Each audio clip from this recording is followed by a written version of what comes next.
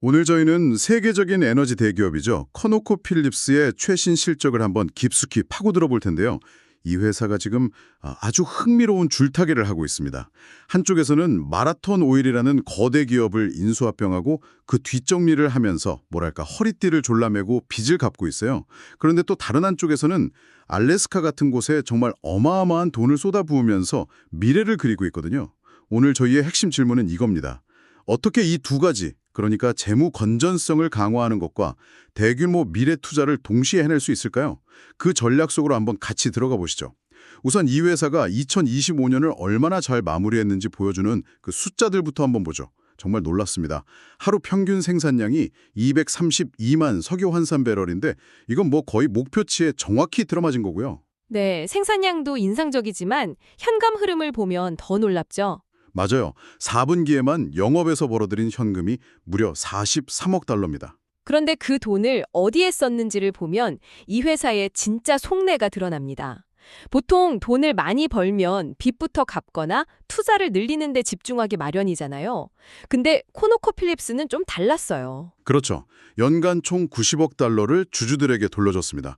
이게 1년 동안 사업해서 번 돈의 거의 절반, 45%에 달하는 규모예요. 네, 그런데 여기서부터가 진짜 마법 같은데요. 맞아요. 그렇게 주주들한테 돈을 아낌없이 나눠주면서도 순부채는 20억 달러를 줄였고 회사 금고에 쌓아둔 현금은 오히려 10억 달러가 들었습니다. 돈을 쓰면서 돈이 불어난 셈이죠.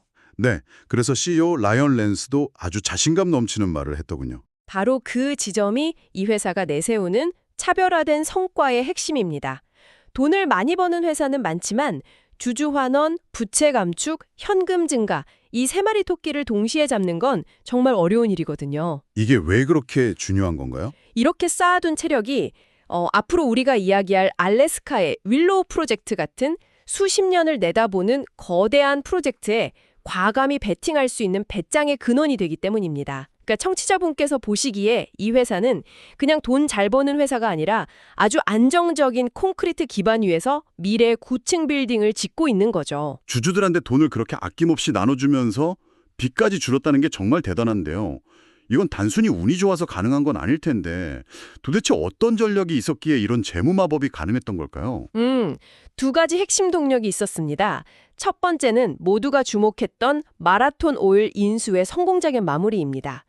보통 이런 대규모 합병은 소화불량에 걸리기 쉬운데 코노코필립스는 이걸 아주 깔끔하게 해냈습니다. 얼마나 깔끔하게 해놨나요? 당초 두 회사가 합쳐서 절약할 수 있을 거라고 예상했던 비용, 즉 시너지 효과의 2배를 달성했다고 합니다. 2배나요? 네, 거기에 예상치 못했던 일회성 이익으로 10억 달러를 추가로 벌어들였고요.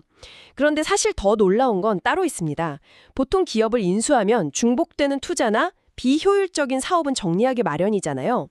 코노코필립스는 마라톤 오일이 원래 계획했던 자본 투자 프로그램을 아예 통째로 없애버렸습니다. 통째로요? 네, 그런데도 전체 생산량은 오히려 늘어났어요. 잠시만요.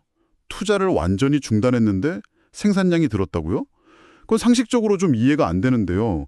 보통 투자를 줄이면 생산량이 떨어져야 하는 것 아닌가요? 어떻게 이게 가능했죠? 그렇죠. 그게 바로 코노코필립스의 운영 능력을 보여주는 대목입니다. 단순히 돈을 쏟아붓는 대신에 기존 설비의 효율을 극대화하고 더 똑똑한 방식으로 기름을 뽑아낸 거죠. 이게 바로 그들의 두 번째 핵심 전략, 유기적 성장으로의 전환과 직접적으로 연결됩니다. 아, 유기적 성장. 네, CEO 라이언 랜스가 우리의 중심축은 이제 포트폴리오의 유기적 측면으로 이동했다고 공식적으로 선언했죠. 그러니까 이제 M&A 쇼핑을 끝났다. 지금부터 우리가 이미 가진 보물들을 갈고 닦는 데 집중하겠다. 이런 선언인 겁니다. 타이밍이 정말 절묘하네요. 지금 에너지 업계 전반에 엑스모빌이나 쉐브론 같은 거대 기업들이 다시 수십조 원을 들여서 M&A 전쟁을 벌이고 있는데 코노코필립스는 정반대의 길을 가겠다고 선언한 셈이군요. 바로 그겁니다. 다른 회사들이 새로운 유전을 사들여야 해라고 외칠 때 코노코필립스는 우리 땅 밑에 아직 파내지 않은 기름이 20년치는 더 있어 라고 말하는 거예요. 특히 미국 본토 유전에 대해서 엄청난 자신감을 보이고 있죠. 하지만 여기서 우리가 생각해봐야 할 위험도 있지 않을까요? 물론이죠. 그들이 내실을 다지는 동안 경쟁사가 M&A를 통해서 시장의 판도를 바꿀 게임 체인저 자산을 확보할 수도 있다는 점. 과연 이 조용한 자신감이 나중에 발목을 잡는 일은 없을까요? 코노코필립스는 그렇지 않을 거라는데 모든 것을 걸고 있는 겁니다. 그렇군요. 내실 다지기에 모든 걸 걸었다. 그럼 그들이 그리고 있는 미래는 어떤 모습인지 한번 들여다보죠. 핵심은 알래스카와 LNG 이 두 가지로 보입니다. 맞습니다. 먼저 알래스카의 윌로우 프로젝트. 이건 이 회사의 미래 그 자체라고 봐도 과언이 아닙니다. 현재 공정률이 약 50% 정도 진행됐고요. 계획대로라면 2029년 초에 첫 원유 생산이 시작됩니다. 이 프로젝트가 가져올 파급력이 어느 정도인가요?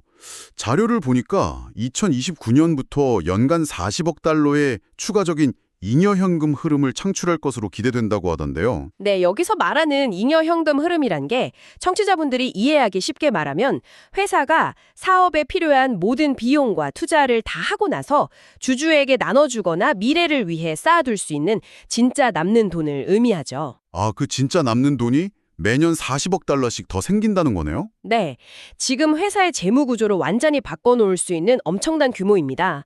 그리고 또 하나의 큰 축이 바로 LNG, 즉 액화 천연가스 프로젝트입니다. LNG요? 네, 이쪽은 이미 공정의 80% 이상이 완료돼서 올해 하반기부터 본격적으로 생산에 들어갑니다.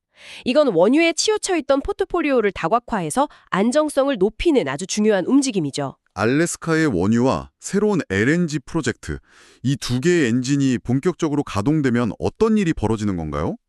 2029년까지 이 프로젝트들과 다른 비용 절감 계획을 합쳐서 진짜 남는 돈을 지금보다 70억 달러 더 늘리겠다는 목표를 세웠습니다. 70억 달러요? 네, 2025년 대비 2배로 늘리겠다는 거죠. 이건 단순히 회사가 성장한다는 걸 넘어서 회사의 체질 자체를 바꾸는 계획입니다. 체질을 바꾼다라. 그게 무슨 의미죠? 좀 더 구체적으로 설명해 주실 수 있나요? 이 모든 계획의 궁극적인 목표는요. 2020년대 말까지 손익분기점 유가를 배럴당 30달러 초반까지 낮추는 겁니다. 30달러 초반이요? 네, 이게 왜 중요하냐면 국제유가가 지금의 절반 이하로 폭락하는 최악의 상황이 와도 코노코필립스는 여전히 높은 수익을 낼 수 있다는 뜻이거든요. 아, 엄청나게 회복력 강한 기업이 된다는 거죠. 시장의 변동성이라는 파도 자체를 무력화시키는 겁니다. 유가가 폭락해도 우리만은 살아남아 시장을 지배하겠다는 일종의 생존 근육을 키우는 전략이군요. 정확합니다. 그런데 알래스카에 그렇게 큰 투자를 하는 게 윌로우 프로젝트 하나만 보고 들어가는 건가요? 그 프로젝트가 끝나면 그 많은 인프라는 어떻게 되는 거죠? 아주 좋은 질문입니다. 그들은 알래스카에서 추가적인 탐사 프로그램을 계속 진행하고 있습니다. 이게 그냥 땅을 더 파보는 수준이 아니에요. 윌로우 프로젝트를 위해 건설한 파이프라인이나 도로 같은 막대한 인프라를 활용해서 그 주변에 숨겨진 또 다른 유전들을 찾아내 수십 년간 가치를 극대화하려는 장기적인 포석이죠. 아, 그러니까 첫 번째 우물만 파는 게 아니라 그 우물을 중심으로 수십 년간 먹고 살 길을 미리 닦아놓는 거군요. 바로 그겁니다. 정말 거대한 계획이네요. 그런데 이런 큰 그림 외에 실제 현장에서 이 회사가 일을 얼마나 잘하는지 엿볼 수 있는 그런 디테일들도 있었나요? 물론입니다. 실적 발표의 질의응답에서 몇 가지 재미있는 사례들이 나왔습니다. 첫째는 아프리카의 적도긴인데요. 적도긴이요? 네, 마라톤 오일로부터 인수한 자산인데 이걸 그냥 운영하는 게 아니라 이웃나라인 카메룬과 국경 협력을 하고 경쟁사인 쉐브론과도 손을 잡고 LNG 시설의 수명을 연장하려고 노력 중입니다. 와, 인수한 자산을 외교 협상까지 동원해서 그 가치를 최대한 짜내고 있다는 거네요. 바로 그겁니다. 엔지니어링뿐만 아니라 외교력과 상업적 협상 능력까지 보여주는 대목이죠. 그리고 두 번째 사례는 기술력입니다. 미국 본토 셰일 유전의 생산성이 계속해서 좋아지고 있어요. 기술력이요. 델라웨어 분지에서는 유정 1피트당 오릴 생산성이 전년 대비 8%나 증가했고 이글포드 지역에서도 7% 늘었습니다. 그게 바로 앞에서 말한 유기적 성장이 단순한 구호가 아니라는 증거군요. 맞습니다. 눈에 보이는 기술 발전에 기반하고 있다는 확실한 증거죠. 마지막으로 베네수엘라에 대한 입장도 흥미로웠습니다. 다시 진출할 계획이 있냐는 질문에 아주 단호하게 선을 긋더군요. 네, 그들의 대답은 명확했습니다. 우리의 최우선 과제는 재진출이 아니라 과거 판결을 통해 베네수엘라 정부로부터 받아야 할 돈을 회수하는 것이다. 돈부터 받겠다. 그렇죠. 재진출을 고려하더라도 국가 안보나 재정 정책의 안정성 같은 아주 엄격한 조건들이 충족되어야만 가능하다고 밝혔습니다. 이건 뭐 공식적인 입장인 거고요. 잠재적인 이익보다는 리스크 관리를 훨씬 더 중요하게 생각한다는 걸 보여주는 거죠. 이런 디테일들을 종합해보면 코노코필립스가 정말 모든 단계에서 실행력을 중시하는 기업이라는 게 느껴지네요. 맞습니다. 그리고 제가 이 모든 이야기에서 가장 주목하고 싶은 숫자가 하나 있습니다. 어떤 숫자죠? 바로 지난 5년간의 유기적 매장량 대체율이 133%라는 점입니다. 133% 대체율요. 그게 정확히 무슨 의미인가요? 아주 쉽게 비유해 드릴게요. 이건 마치 매달 월급으로 100만 원을 쓰는데 통장에는 133만 원이 새로 들어오는 것과 같습니다. 아, 돈을 쓰면서도 자산이 오히려 불어나는 거군요. 바로 그겁니다. 대부분의 유저는 기름을 파낼수록 고갈되기 마련인데 코노코필립스는 기술력을 통해서 고갈되는 속도보다 33%나 더 빨리 새로운 매장량을 찾아내거나 기존 매장량에서 더 많은 기름을 뽑아낼 방법을 찾아냈다는 뜻입니다. 와, 우물이 마르는 게 아니라 오히려 더 깊어지고 있다는 거네요. 그렇습니다. 이 숫자는 미국 셰일 산업이 이제 끝물이라는 성숙기에 접어들었다는 일반적인 통념을 적어도 코노코필립스의 자산에 한해서는 정면으로 반박하는 아주 강력한 증거입니다. 그들은 자신들이 이미 가진 땅에서 계속해서 새로운 가치를 창출해내고 있는 겁니다. 네, 오늘 이야기를 한번 정리해 보겠습니다. 코노코필립스는 마라톤 오일이라는 거대 기업을 성공적으로 소화해내면서 강력한 재무 건전성을 확보했습니다. 그리고 이제는 M&A 전쟁에서 한 발 물러나서 내부 자산을 개발하는 유기적 성장에 집중하고 있고요. 네. 그 미래의 핵심 동력은 알래스카의 윌로우 프로젝트와 LNG라는 두 개의 거대한 엔진이고요. 맞습니다. 그들의 청사진은 명확합니다. 성장을 추구하되 어떤 시장 상황에서도 흔들리지 않는 저비용 생산 강자가 되겠다는 것.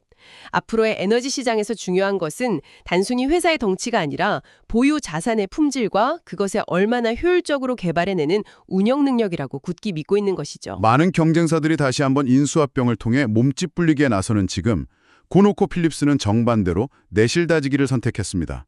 청취자분께서 앞으로 에너지 시장의 변화를 지켜보시면서 한번 생각해 보실 질문을 던져드리며 마무리하겠습니다. 자원이 점점 더 중요해지는 미래에 과연 외부에서 새로운 자산을 사들이며 외형을 키우는 전략과 이미 보유한 우량 자산을 더 깊이 파고들어 내실을 다지는 전략 중 어느 쪽이 궁극적으로 더 큰 가치를 창출하게 될까요? 그리고 에너지의 정의 자체가 바뀌어가는 이 시대에 자원이 풍부하다는 것의 진정한 의미는 과연 무엇일까요?